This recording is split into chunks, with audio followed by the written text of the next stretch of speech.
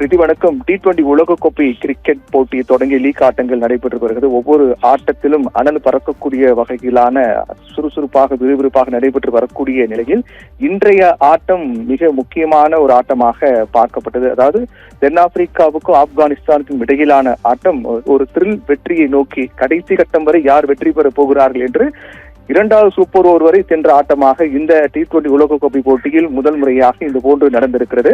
அதில் மிக முக்கியமாக தென்னாப்பிரிக்காவுக்கும் ஆப்கானிஸ்தானுக்கும் இடையிலான ஆட்டத்தில் முதலில் பேட்டிங் செய்த ஆப்கானிஸ்தான் அணி 187 ரன்கள் எடுத்தார்கள். அதற்கு பிறகு களம் இறங்கிய தென்னாப்பிரிக்கா அணி அதே 187 ரன்கள் எடுத்தார்கள். இதனால் ஆட்டம் வெற்றி தோல்வி இல்லாமல் டிராவில் முடிவடைந்தது.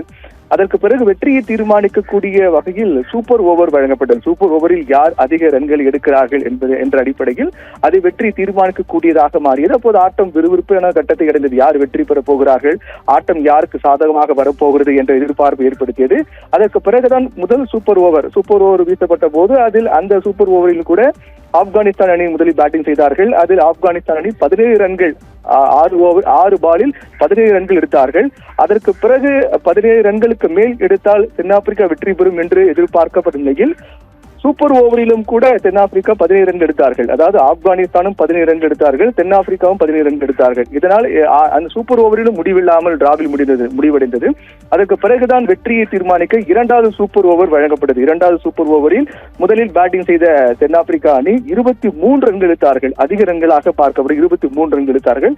அதற்கு பிறகு ஆடிய ஆப்கானிஸ்தான் அணி 19 ரன்கள் எடுத்தார்கள். போராடி தோல்வியடைந்தார்கள் என்றே சொல்லலாம். கிட்டத்தட்ட 19 ரன்கள் வரைக்கும் எடுத்தார்கள்.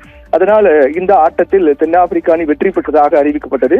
இப்படியாக 2 சூப்பர் ஓவர் வழங்கப்பட்டு கடைசி வரையில் யார் வெற்றி பெற போகிறார்கள், வெற்றி தோல்வி, வெற்றி அந்த ஆட்டம் சூப்பர் ஓவர் இரண்டாவது சூப்பர் ஓவர் யாருக்கு சாதகமாக அமையப் போகிறது என்று பரபரப்பான கட்டத்தை அடைந்த நிலையில் இந்த ஆட்டத்தின் முடிவு வெற்றி என்பது தென்னாப்பிரிக்காவுக்கு சாதகமாக அமைந்திருக்கிறது. இந்த ஆட்டத்தை பொறுத்தவரையில் தென்னாப்பிரிக்கா வெற்றி பெற்றதாக அறிவிக்கப்பட்டிருக்கிறது. இந்நிலையில் இந்த T20 உலகக்கோப்பை போட்டியில் இரண்டாவது சூப்பர் வழங்கப்பட்ட முதல் ஆட்டமாக பார்க்கப்பட்டது. மிக விறுவிறுப்பான ஒரு த்ரில் வெற்றியை தென்னாப்பிரிக்கா அணி பெற்றிருக்கிறார்கள்.